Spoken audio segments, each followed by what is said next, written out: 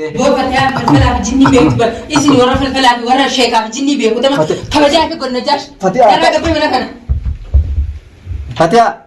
ما نخدم نتم تيرة أبو يونين سيكو سديس لأر حالي تاني متحسب شيء سنجاش أنا كيف دكان يا دوتيا تمام دكان يا دوتي تي دكانو أنا إنما كسر لي بتراب بين لنا نقولوا إسني ورا جني مرة شيكة بجني بيتن ديمتني لما توابوتن سيفا كلا جولي مريت ديمتو دكان يا دوتي أبو أنا راو سامنا راو قبل من هنا نجاش تبين يوني سيمبايسينغا يوني نمك سيم كودي ده مثال الناس نأتي أكلم بس نونكاب داتي دير جالي ديره توصي لك السيزون أنا نابا تقولي أنا راو قبل من هنا نجاش دوبار ده هجري زمان وان بلا كلا سويتو ميت داسا تنفذ وخانا ما أتيامو ميت داسا انفذوا أنا فدا ميت داسا أبايل ما بيجي فرادي مال كيتيت مالي بكرة بوتن مال كيتيت أنا بوليسا غير obboleessa kijiba obboleessa kan gato guyyaa 15 gee maal dhuftee guyyaa takka fatee afayye mu akkam jiraadhaan injin isaaba dhiiramaan seen balloo faa wajjin isaaba nadoo jaarsaaf waliin diruu fi dhalaa ijoollon irra amma san maafin dhufeemi isaaba dhiiraa saniifin dhufe amma tan adda baafadheetiin isaaba dhiiraa seenuu gayita duraanu amma najjaash gaafatte waan haasutti seeraan haaseenoo wajjinaan siimeet hin jira ayyee maal jetteem amma wanni niin jiru waan tanaan shakkii namni irraa qabu jalqabarrasii dhugaa'im Enyu. Dugai meti. Sini bisa dugau? Dugai meti. Yohan diemetin isas nama tuker sanam tu diemetin nim dia kan nama godusi nama rai gos nim dia kan. Nama godu ega baik terkasih juga kasih di sini dah tem tua. Harga getar apa ni? Lah nama godu di sini muka magara kan nama racu juru. Bakai wagoda ni bakai untuk nado jika ada tem tu si. Abad tu kau untuk bahasa nama. Setatu nama. Bakai wagoda ni ega baik terkadem muka hidi haves meracire. Abad lawan delegan tesan. Assalamualaikum warahmatullahi wabarakatuh. Daawwattoota fi hordoftoota keenya salaamtaan jeetanonni irraa burqite bakka jirtan balatti qilleensarraan isin geessu jecha arraga eessatti argamte jechuun fayyisan yeroo arraas fatiyaa birattiin argama rabbiin nagayaan adda nama baasu ani khayrumaa fi nisii bira dhufe gaafa gartee salaawuu khayriin sharrii namatti ta'uun ni malti mee fatiyaa daawwattoota ana salaamee daawwattoota Assalamualaikum warahmatullahi wabarakatuh. Akkam jirtan hordoftoota fi kabajamtoota keenya. Akkam nagee qabdanii jirtani baga jiraattan nutis jirra alhamdulillah kuna waan dhufeef gambeenne har'a khayrii waa qabdaami ati khayrii ati qabdu sinaa garre khayriin hin qabaatu laa ati khayrii ati qabdu naa garre garuu namni saree mana fillee dhufte kabajaa qabdi har'a mana kiyya jirta waan isin joon qabu ammas akka waan dubbanne ana abbaan mana kiyya fayyaa hin qabne waa jechuunis natti hin toltu maaliif har'aan tana jecha jiruun qabu garuu eega baharii laalaa eega dhufte waan isin jiruun qabu sila waan isin jiran hedduu jira waan nan jaan hin qabu latti ani wanni inni dhufee mana keetii kanaan gartee haala inni keessa jiru haala fayyaa isaa kana baar si gaafachuuf dhufee baar ammaan tana eega badee dhufe badee kutee mul'ate moo akkam isa mul'ateen se mul'ate ati silatu hisaaba dhiiraa keessa jirtu hisaaba dhalaa keessa jirta akkamitti arraga hisaaba dhiirummaa guttee gad dhufte dhugaadha badee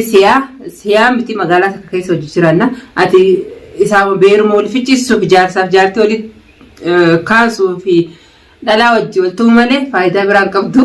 garuu ani alhamdulillah abbaan Hamzaa mul'ate abbaan Sabaa mul'ate mana galee jira alhamdulillah wallaan isa irratti jirra alhamdulillah rabbil alamin galanni ka rabbiti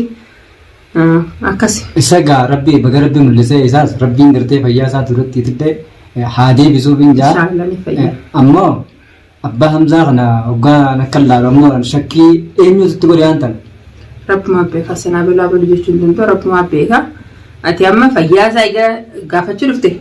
alhamdulillah mul'ate kawai fayyaa isaatis nutti aana ni fayyaa alhamdulillah laanu maraatummaa keessa jiru hoomaatti jira ni fayya nama waatti godhe jechuun nama waatti godhe san namni waatti godhe san anammoo sumaan irraa shakkee hubatiya eenyu seetanaan irraa shakke anammoo ani gaa san haasawa beeraa malee kan dhiiraan beektu waan isin joof kana ani abbaa mana kiyyaa waatti godhu miti waggaa meeqa hojii jiraachuu jira ilmaa meeqaan jidduu jiranii garuu dajjaash waan dubbattu ammallee seeraan dubbaddu maaliif ani kabajaa har'a mana kiyya dhufte waan isin jiruun qabu isin jeetin jira garuu hisaaba keessa sachin bahini ani abbaa ilmaa kiyya waan itti godhu isin qabu maaliif waggaa meeqa jiraachuu jira gammachuun nagaa hojii jiraachuu jira takka waan goggodan kanas ati ka beera hojii oltee bultu siif beekaa malee ani waan goggodan kanas waa'ee rabbii hojii olna dor kanas takkaas ittiin laalle rabbiin illee waliileen hin garsiisini takkaas warraan raadhufeerraayis warra irraa dhaladhees takka waan akkanaas irratti harkeen beeku warra rabbii sodaatu irraa hin dhaladhee as gahee alhamdulillah anis sodaa rabbiin na keessa jira waan akkana takkaas niin godhaa jeesin beeku ammas waan irraa godhuuf maaltu jira abbaa mana kana yaa hojii jiraachuu jira waan kana irraa itti godha. Wanni niin joof ni beektaa? Eega inni fuudhee kana gartee yoo hinaappaan duraaniif maa fuusiftee hinaappaan si dhagaamte. Ani hin fuusisne fuusistuu isaanii fuudhan ifii fuudhee anis hin fuusisne ifii fuudhee garuu waan hinaafuufis hin qabu. Hinaappaan si dhagaamtee duraanuu nagayaan gaafa si qofaa baar fayyaada qaba fayyaadaanaanii gammachuun jiraachuu jiranni jireenya isaa kana keessatti gaafa hin fuudheen. Ayyee. Ammaan tana. Akkasii Najjaash ani abbaa mana kiyyaa waan itti godhus hin qabu. Maaltu narraa maqanii abbaa ilmaan jiraachuu jira na bira jira ani immoo waan jetteef sii beeka garuu ani waan akkanaa ni sin beeku sii beeka kan adda wajjin olii gad deemtu sii waan akkanaa ka beeku na fakkaata. Ani wanni niin joof ni beektaa? Ana dhiiseeti jaalala duraan naa qabu san na dhiisee baada jaartii taan bira galaa jetteeti. Obboleessa jaalalti kiyyees kophaa kaayisiis kophaa amma waan bira waan laayitu kabajaa fi godina Najjaash ani amma mana kiyya jirtaa jettiin sii qusachuu jira ati immoo kabajaa kanas wallaalu jirta amma viidiyoo durana keessee waan hin taane lallaaqatiin waan jettu jii fayyaa dhuftee gaafii dhuftee mi moo waan biraatti dhuftee namaa si ergate yoo gaafii fi dhufe waan namni ergate dubi maali moo waan asootitu ma haasawaa kanarratti waan haasawaan kana baariin gaafachuu dhufe yarfanii nami ati dhugaa himi imma ati dhugaa himi yookaan ni baa yoo maqaan kee beebe kadhu immoo eenyu maqaan kee hasbunallah khayri yaani waan akkanaa kana dhaggeeffadhu waan akkanaa kana takkaa aladhe guddadhe inaangana gee rabbiin kiyyees nan dhageessine ani intala islaamaati sodaa rabbiin keessa jira mashiin immoo namaa kana maaliin harka damee maal faayidaan naa jirti abbaa ilmaa kiyya nagaan gammachuun jiraachuu jirra sii bakkee godhanii fakkee kanneen beekaayatti sii beekaa ogaa bakkee akkana waan haadatti dhan gammachuun duraanii malee baratee tunees aboo namaan si ergate natti amma gabaabtu namaan si ergate gurbaa fayyaa qabu maraachitaniiti bal aboo si amaraachuu gurbaa maraatu mango fayyaa nagee qaba maal maraachuu feetanii hin maraanne nagee fayyaa qaba amma gaafi isaatti jirtu waan biraa tanaatti dhufteeti. Garaa kanaan na gubate hoggaa keessatti isin maaltu garaa gubate hoggaa isin haadaan akkatti lafatti hiitan siiriitti gootanii eenyu haadaan maal dhufin dhiira haatu maal nurratti qabdee niinattis dhiira ati afaan hin qaaliteen dubbate ati kana iddoo tumtu hunda ish maal mate inni warra nama dhalaa kabajaa qabdaa jedhin si qusachuu jiran nama dhalaa birraa dhorkee dhiira birraa dhorka maal dorkiin dhalaasanu birraa dhorka maal dorkiirri dhalaasan akkanatti birraa dhorku jiru tuqwan qabdu ammaan tana birraa hin dhorku jiru san hunda birraa dhorkee si garsiisa jaabaani amma dhiira jeetin xiqqoo si qusadde akkas jettee dhiiftee hamaa dhuftuuti mee yoon dhiira san fidhiise dhalaa beekaatiin gartee jalaa use yoon dhiira san fidhiise fatee anjala ciise zaata qiyya kana namni lagaalee dhiira firaa dhorki taate amma hin dhorkon ka duniyaa shiitatte keessatti afaan hin qaalitti dubbattasa duniyaa kana laawu shiita si keesse ani dhiiraa miti dhalaadhaa jettee shaadaa qabatte ati gaafa sanbar nama kudhan faala jira jee nama nu dadhabanii kami namni kudhan kaameraa keessa hin jiranii gooti sirra gadaami kayri aboo gurbaan dhiiraa duraan sodaattuun afaan mokofa afaan humnitti afaan si galte'a hamiila nagira dhiiraa amma Najjaash tabiraa dantaa kee dhimma keeti waan ana qaas hin qabu ani garuu arran nama jaarsa kiyya gaafachuu dhufe jeetin si kabajuu jira si qusachuu jira rarraasanii si gadi baasin ani harka kiyyaanni dhiirattuu mullee natti qaanyidhaan du'a maaliif dhiiraan dha'uun eebiidha na biratti amma rarraasanii akkasii gabbaasanii godhinan naamusa godhadhu balloo faan jiraatu sirraa dalagu balloon gaafa sanuu kaameeraa inseen namalee haduuba dhaabbatu isaati baga akkasine siikool seena balloon dura balloon dhalaanu siif geessee dhalaa si qacelche balloon si harkaan si tukkataaboo barbara rabbiin irraa naa hafalee balloon haqa hiyyaatu harka isa direessaa haqa hiyyaa balloon dhiira nama obboleessaa wallaalaan obboleessaa beekee hin waraanne fayyaa dhabaan waraanee balloon dhiira amma ati akka balloo fa'aa wajjin wal qixxaattee haasawaa jettee qaanyiite balloon bara olaa duba taa'ee kaameraa duba taa'ee duniyaa si qajeelchee boo yaati nama sammuu qabu yoo taate. Akkasuma qajeelchee isa qofaa. Dhiira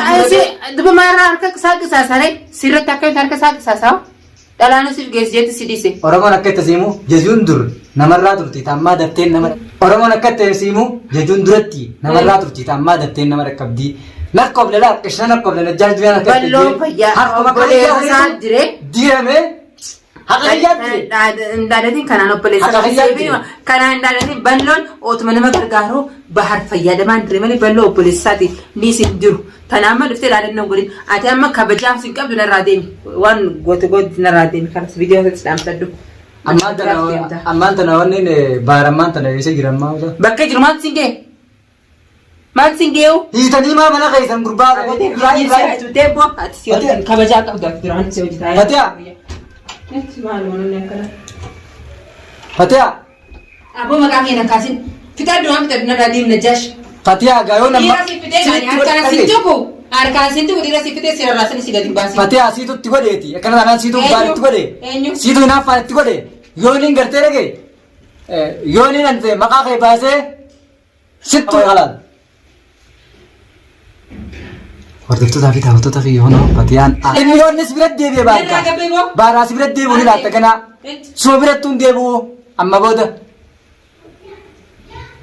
Hordoftoota fi daawwattoota kiyya Fatiyaan akkana gootu gartanii Fatiyaan ni lolte baar maaliif siiri tana siitutti godhee jennaaniin shakkii sirraa hin qabeennaaniin akkasa loltee harkaan natumti khalaas gaa hanga dhuma viidiyoo tanatti daawwadhaadha akka Fatiyaan na goote gartanii warri dhalaasutuma jechuullee dhalaasutuma warri ijoollee ni jirtanii ani gaa dhugaan tikeetu ni adda gaafa baate isinummaan haqa qabda gaafa jettan ni dhufa kanumaafuu salaamu alaikum warahmatullaahi wabarakaatuh.